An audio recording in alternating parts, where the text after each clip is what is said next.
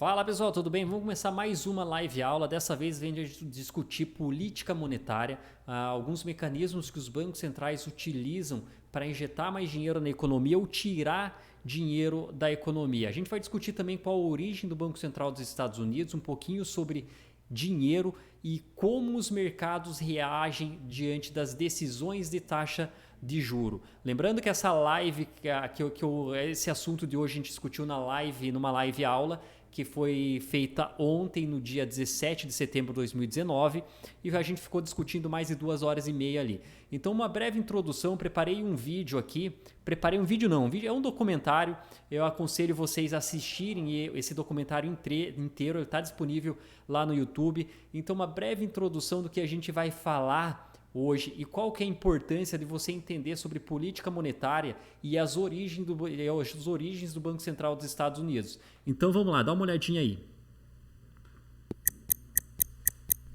All our lives we've been told that economics is boring. It's dull. It's not worth the time it takes to understand it. And all our lives we've been lied to.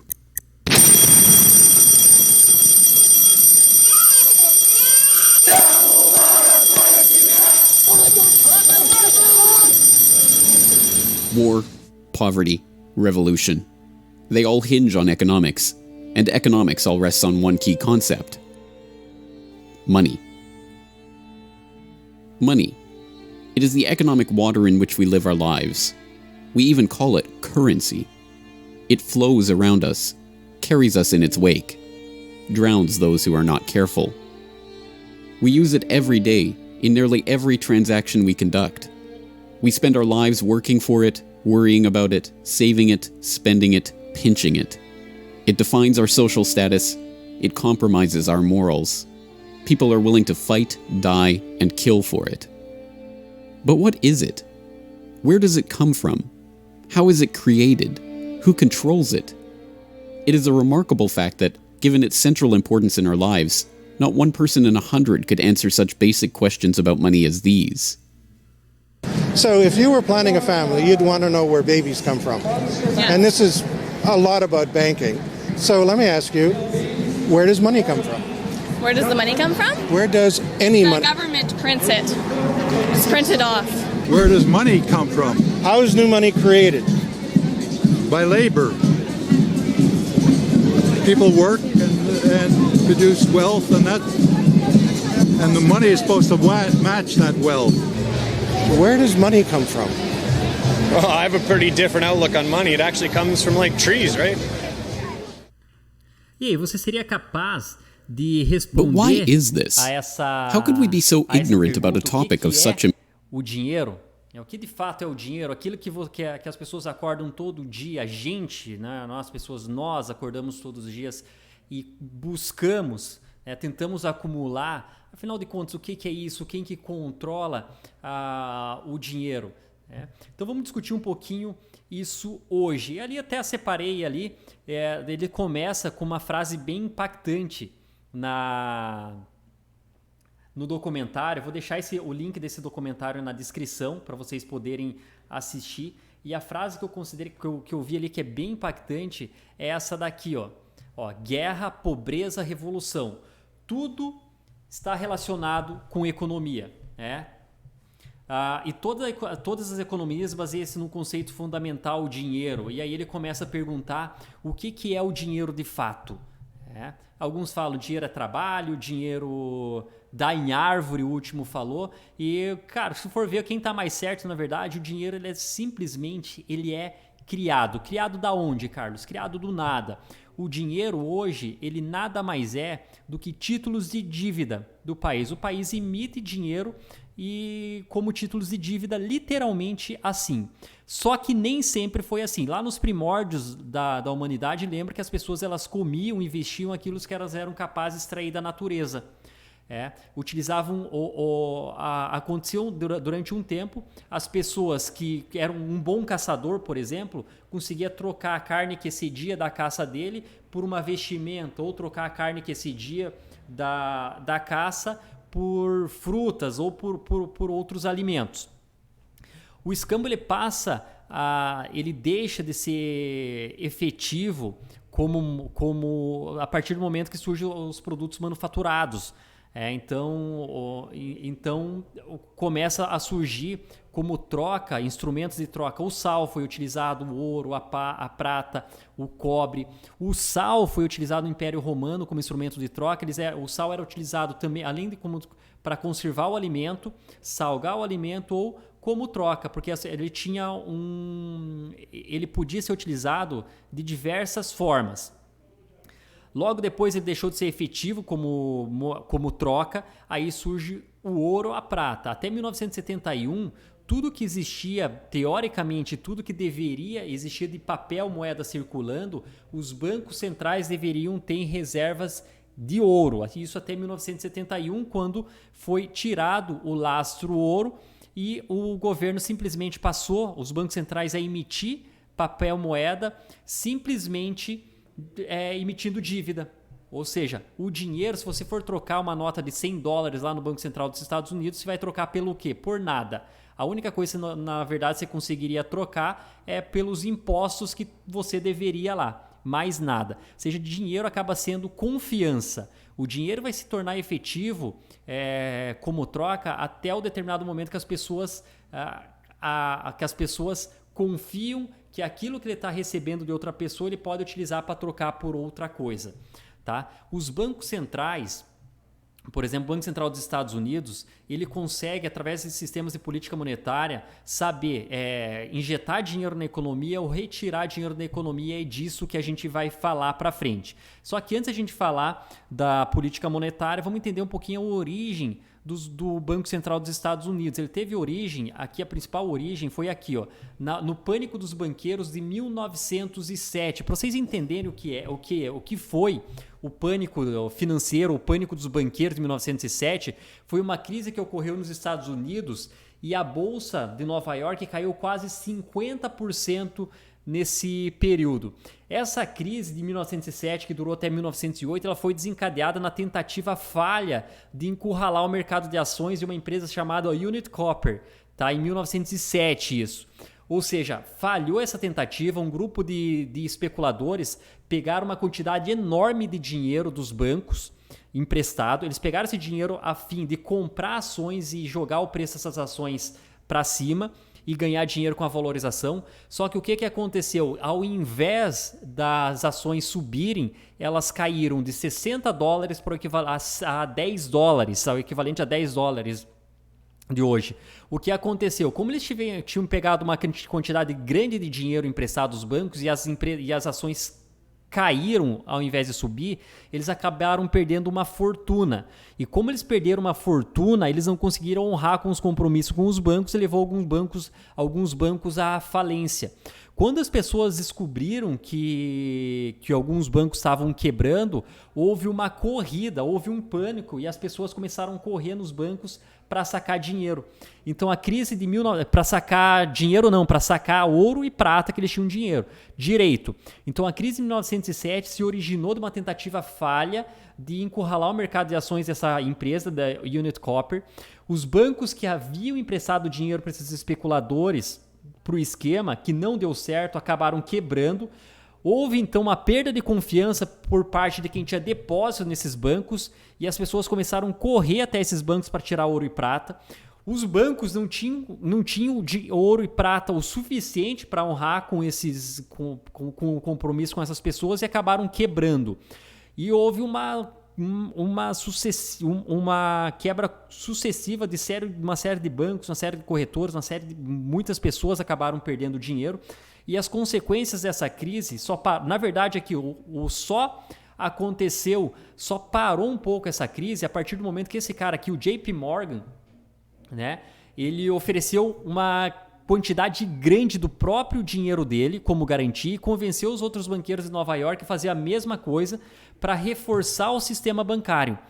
E aqui numa entrevista, logo depois que ele anunciou que ele ia colocar o dinheiro dele de garantia para o sistema não quebrar, ele falou essa frase aqui: se as pessoas mantiverem seu dinheiro nos bancos, tudo vai correr bem. E a partir desse momento começou a ser discutida a necessidade de existir um banco central nos Estados Unidos para injetar dinheiro, injetar liquidez no mercado quando necessário. Consequências da crise de 1907, o pânico dos bancos lá, o aumento do desemprego saiu de 6 para 8, para menos 6 para 8%, tá? Caiu, ou seja, quando aumenta o desemprego, as pessoas têm menos, aumentou o desemprego, as pessoas vão ter menos dinheiro para consumir.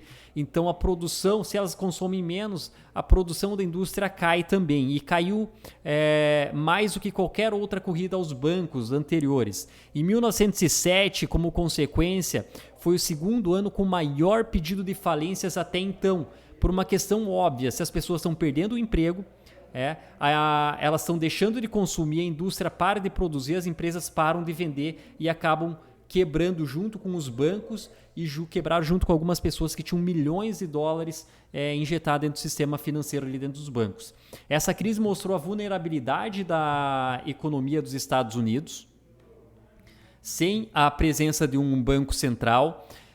Começou a discutir ainda mais a necessidade dos Estados Unidos ter um banco central, sendo que na Europa já existia um, ou seja, os Estados europeus eles eram capazes de aumentar a oferta de dinheiro durante o período de baixas reservas monetárias.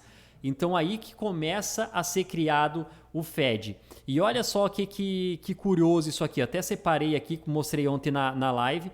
O Fed ele foi criado aqui então no dia 23 de dezembro de 1913, ele é composto por duas divisões, que são os 12 bancos regionais, como Chicago, Nova York, Dallas, e tem o comitê, o FONC, né? Comitê Federal de Mercado Aberto, que é esse comitê que é responsável por tomar a decisão, tomar as principais decisões sobre as taxas de juros de curto prazo nos Estados Unidos. Então o Fed, ele é criado, o Banco Central dos Estados Unidos, ele começa a ser criado a partir da crise de 1907, que houve essa corrida aos bancos. O papel do Federal Reserve foi criado para fornecer um sistema monetário financeiro mais seguro e estável, manter o poder de compra do dólar no período.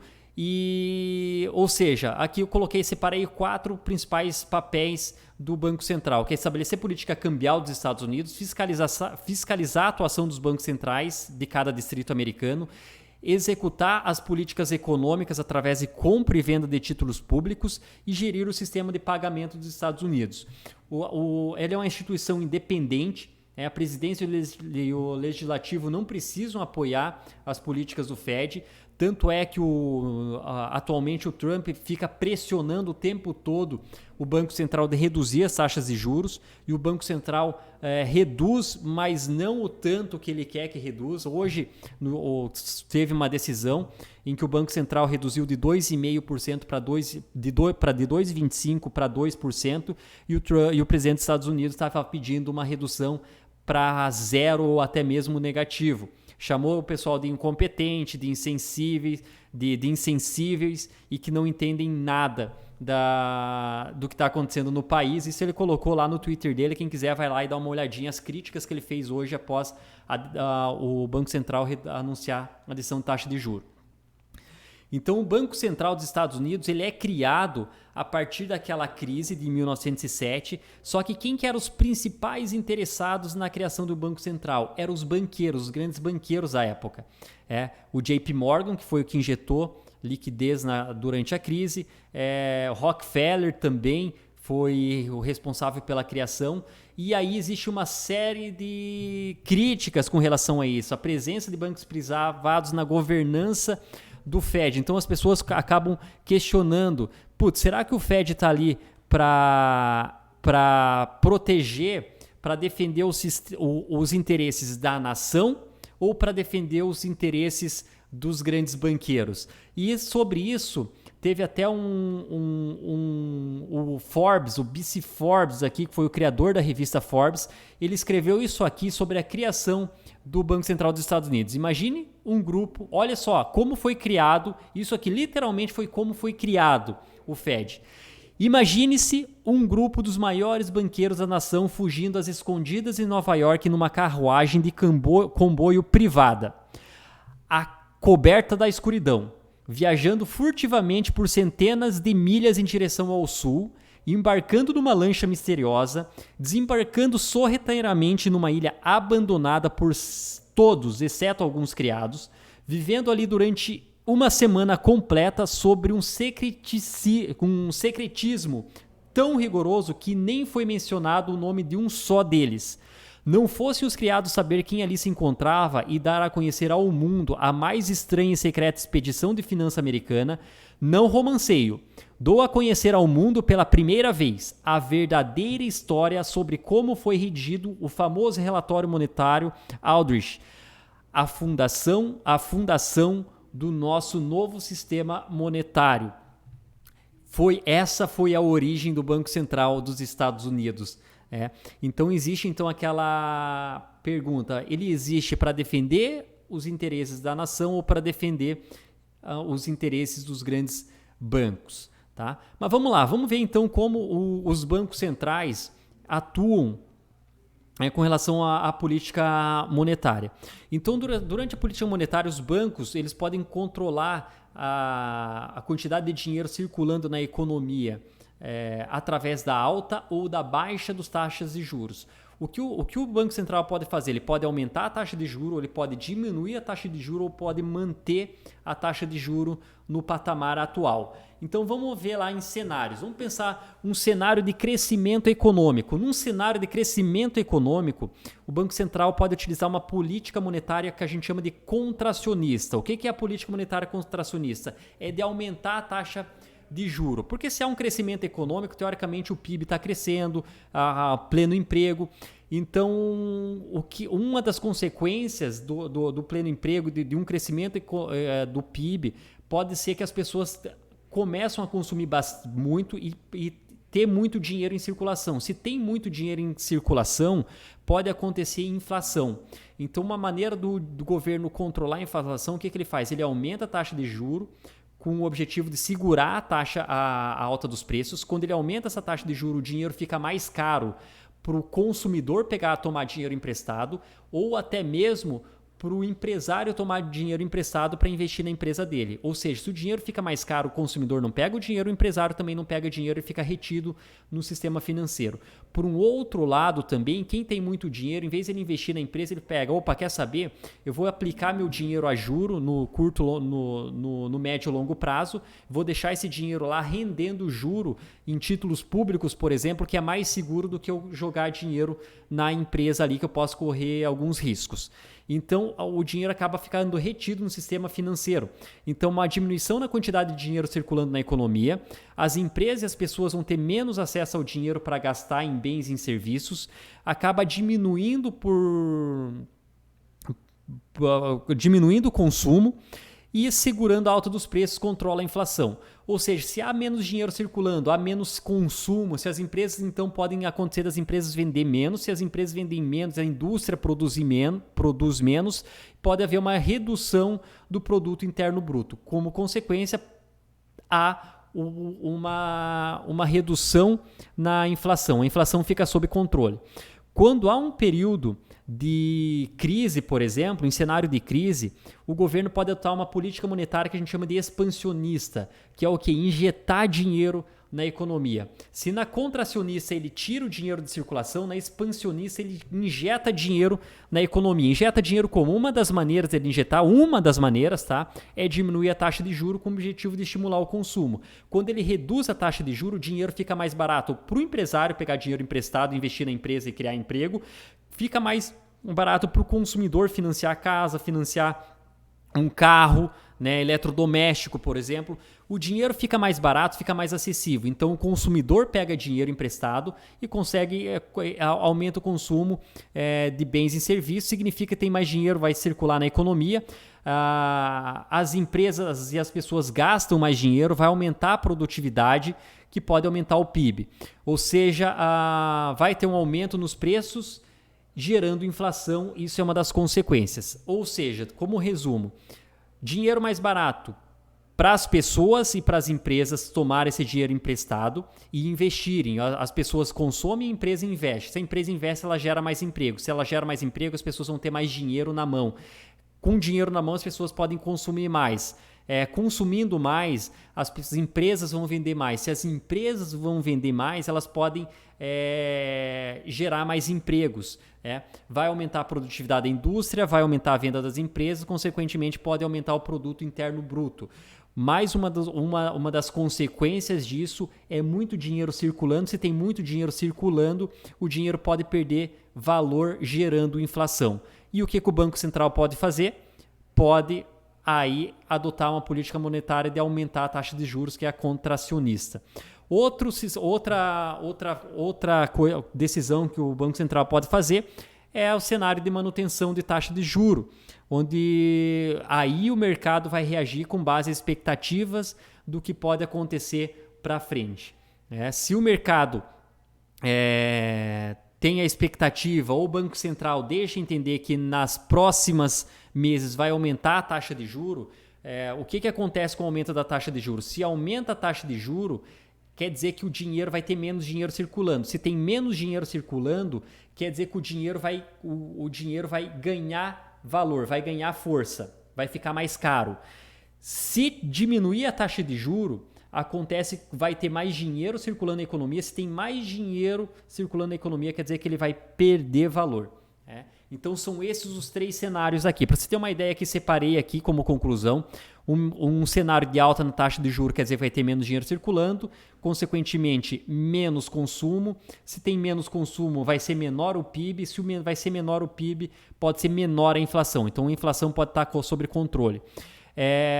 Consequência, se diminui o PIB, diminui a produção, pode acontecer também de aumentar um pouquinho o desemprego ou uma queda no número de pessoas empregadas na criação de emprego.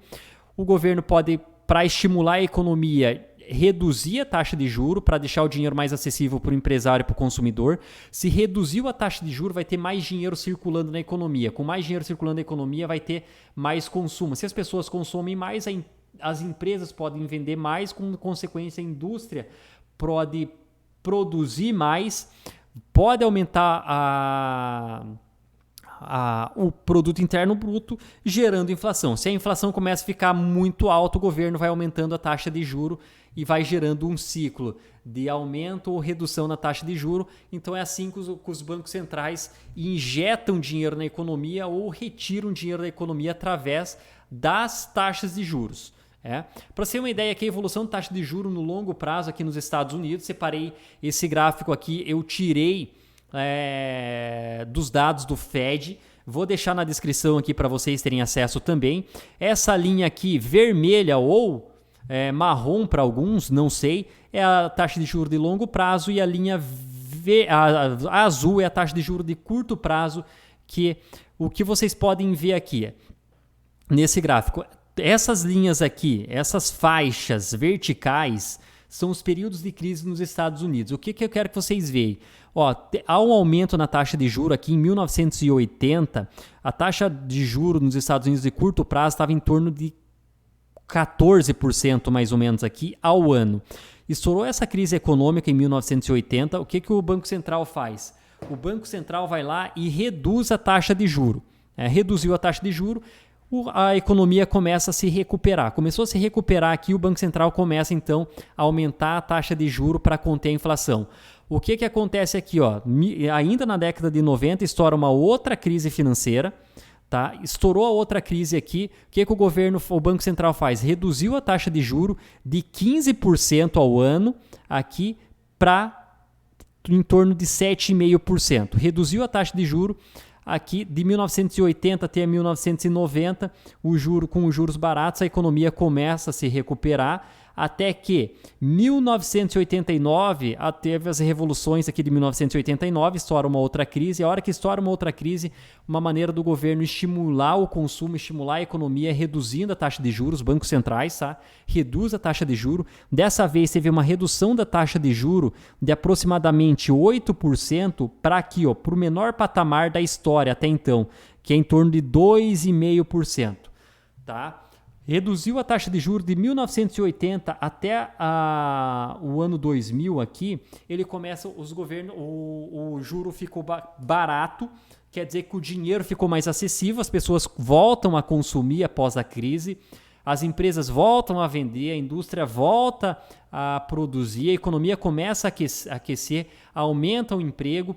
Olha o que vai acontecendo aqui. O Banco Central, então, começa a aumentar gradativamente as taxas de juros, uma vez que a economia vem se recuperando. Então, ele foi aumentando aqui de 1994 até aproximadamente aqui no final da década de 90, ele sai de 2,5%, o Banco Central chega a colocar a taxa básica de juro a 5% ao ano.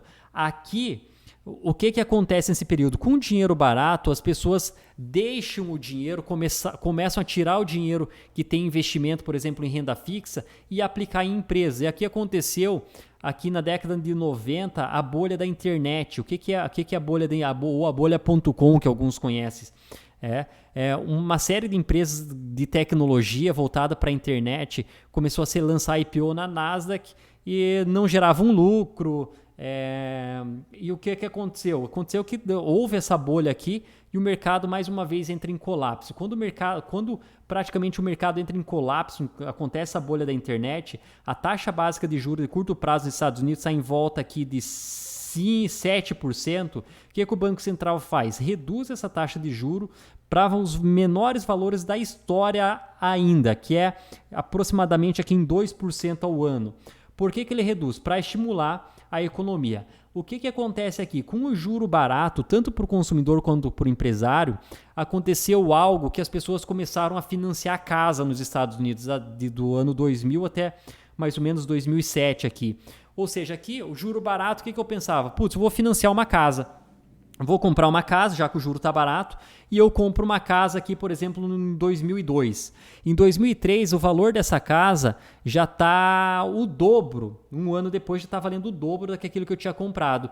O que acontece? Juro barato, quer saber? Eu vou comprar mais uma casa, a prestação vai estar barata aqui, vou colocar essa para alugar e vou comprar mais uma casa. Eu compro uma segunda casa.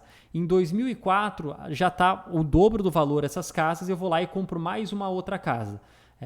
Ou seja, o juro está barato. Eu tenho 3 casas, as 3 estão alugadas lá. Em 2005, quer saber? O juro continua muito barato e está caindo, está mais barato do que antes. Eu vou comprar uma 4ª casa.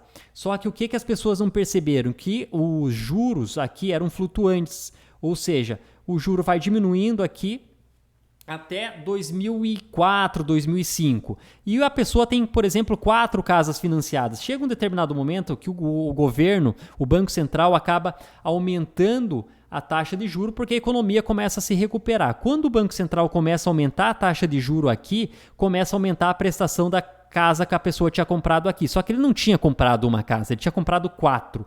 E o Banco Central vai aumentando cada vez mais a taxa de curto prazo e a prestação dessa pessoa aqui que tinha 4 casas começam a aumentar. Vezes 4 ainda. E vai aumentando. Até chegou aqui o Banco Central joga a taxa de juros em volta em 5% ao ano.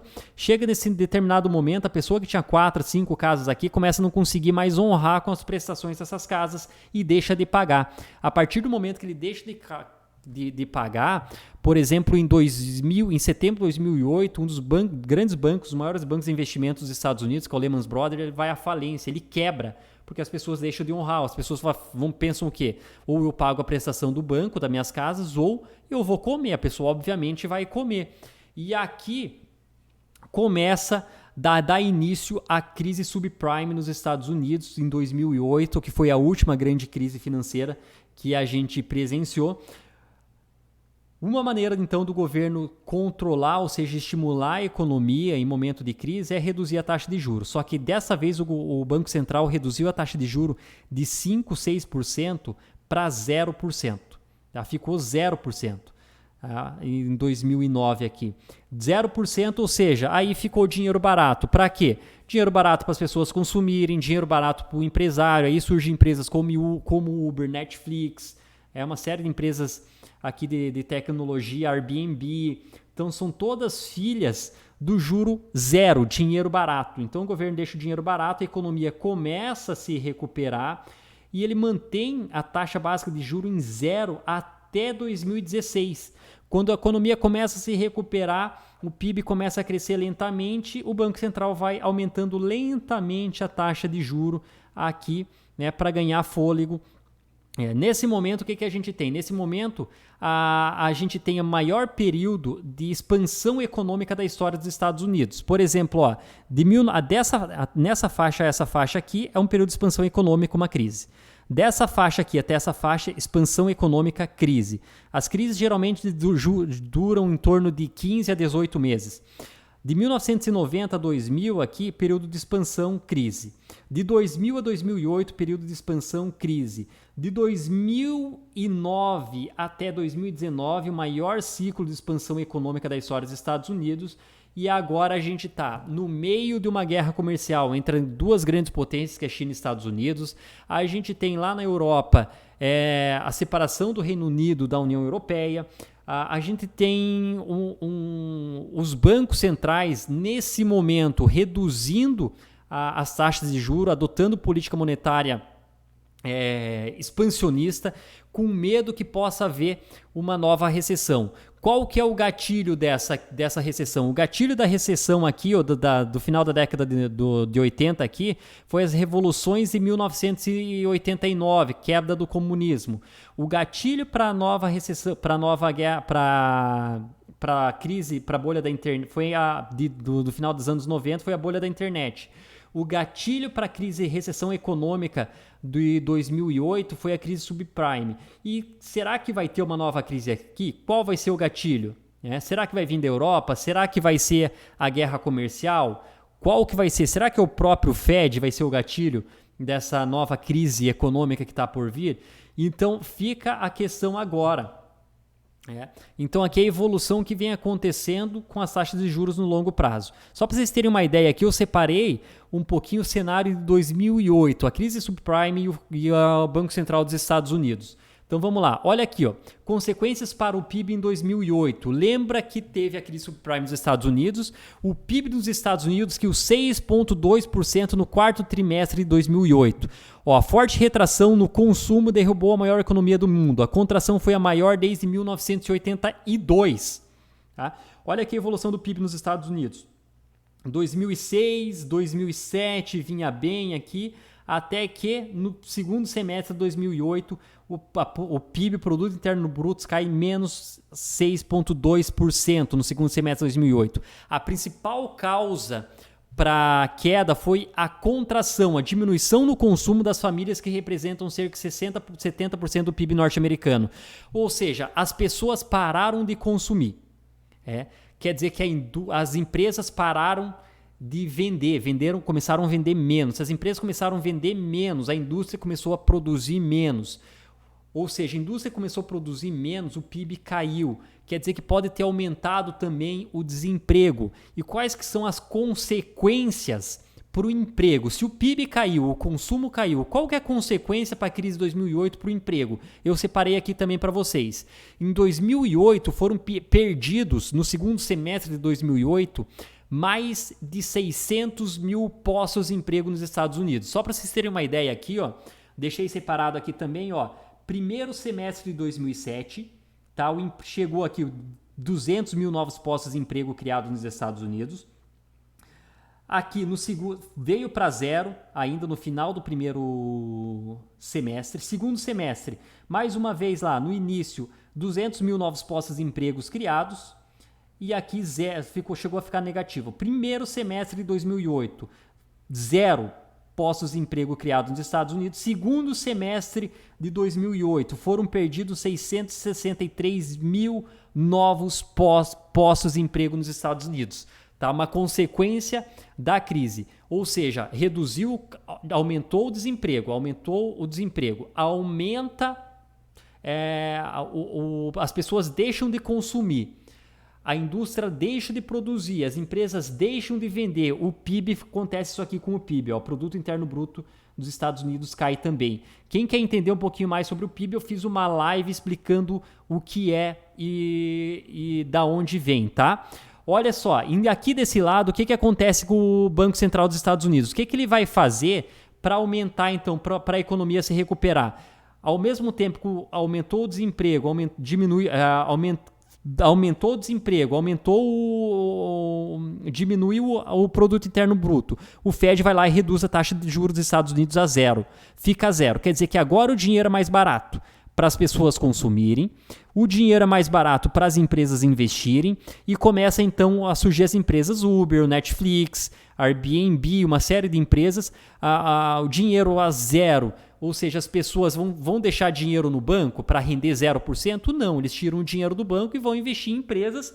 Investido em empresas começa a aumentar a criação de emprego. Juro zero aqui a partir do primeiro semestre de 2009, começa a diminuir os empregos perdidos, até que aqui no segundo semestre de 2009 já são criados 400 mil novos postos de emprego lá no segundo semestre de 2009 e o juro está zero. O PIB começa a se recuperar também e volta a ser positivo, o PIB volta a crescer já no segundo semestre de 2009. E isso é uma consequência do juro zero. E vem crescendo até então, a economia vem se crescendo. Basicamente, isso aqui é um resumo de tudo que a gente conversou até agora. Vamos lá para as reações do mercado aqui na prática, tá? Aqui, isso no dia 16 de 12 de 2009, quando o Banco Central dos Estados Unidos reduz a taxa de juros de 1% para 0,25%, olha o que aconteceu com o dólar americano. Se ele reduz a taxa de juros, quer dizer que vai ter mais dinheiro circulando na economia. Se tem mais dinheiro circulando na economia, mais dólar circulando na economia, quer dizer que o dólar perde valor. E aqui é um exemplo no dia aqui 16 do 12, onde que saiu a decisão taxa de juros, reduziu 0,75 pontos percentuais, o dólar se desvalorizou bastante aqui.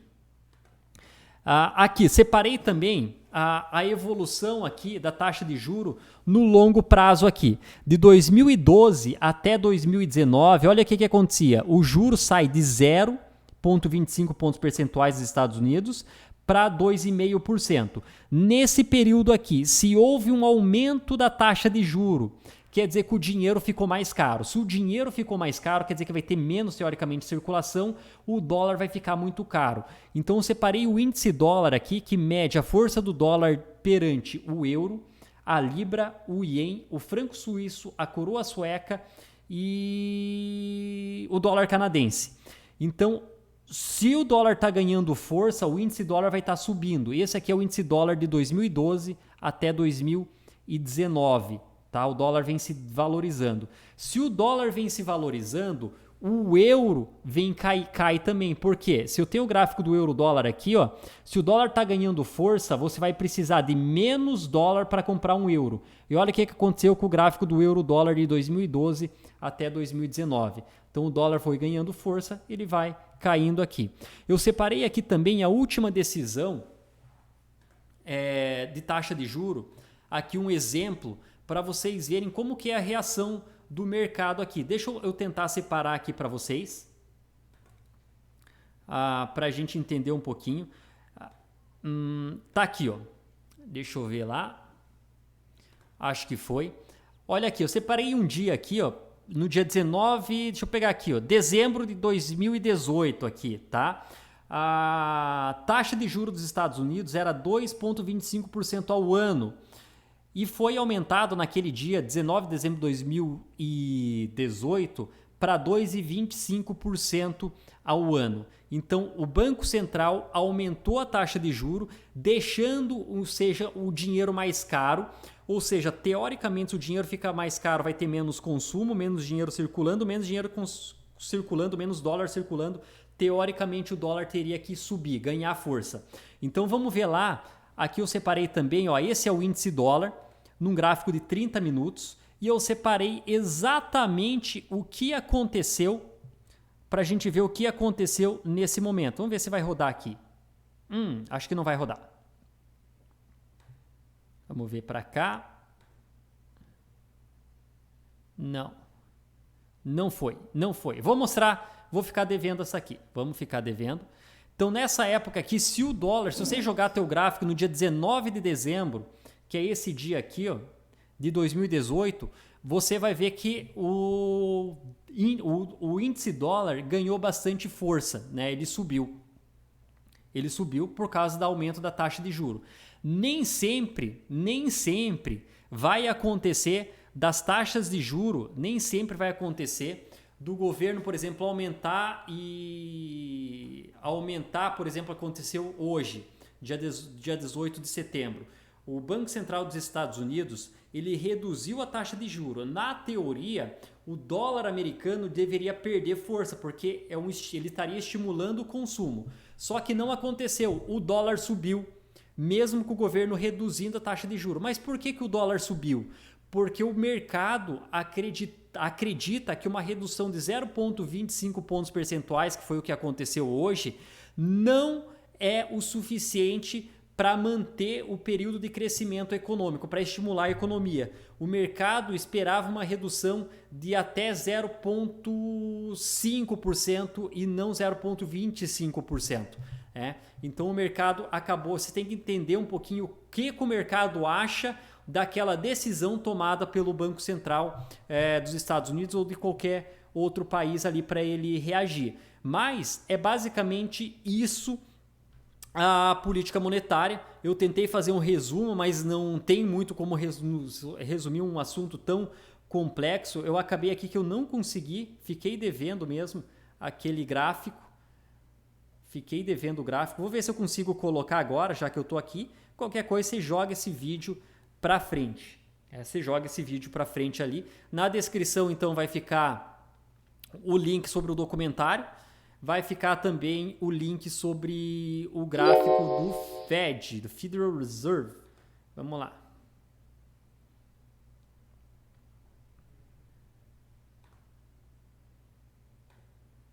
Ó, aqui eu consegui agora.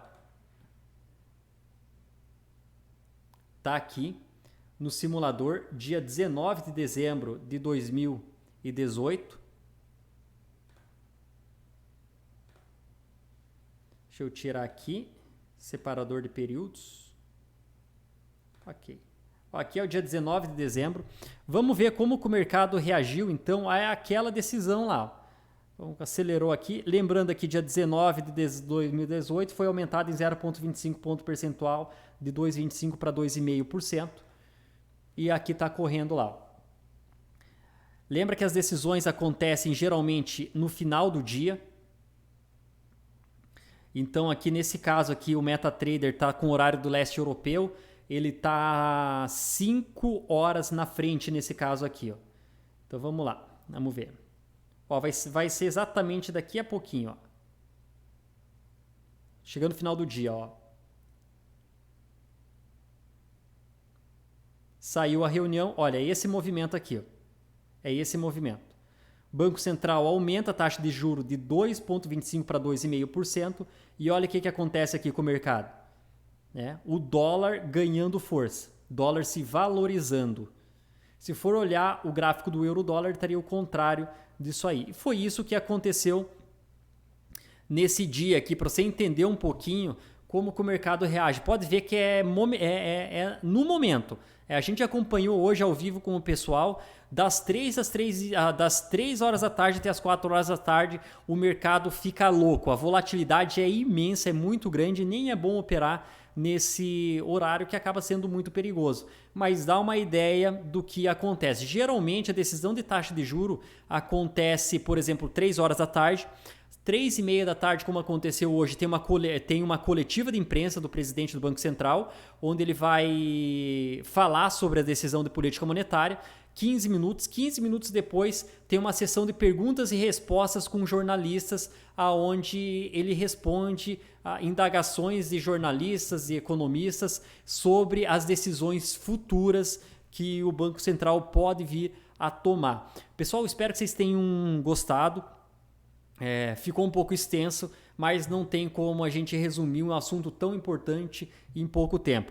Esse aqui eu vou regravar isso aqui de maneira um pouquinho mais dinâmica para deixar como material de estudo aí para vocês da agora em diante ali. Um grande abraço a todos e até a nossa próxima live aula. Não esqueça de assistir também a live aula sobre o Gold, a live aula sobre o PIB e a live aula sobre inversão de curva de juros que eu deixei no canal do YouTube aqui. Um grande abraço a todos e valeu! Até a próxima!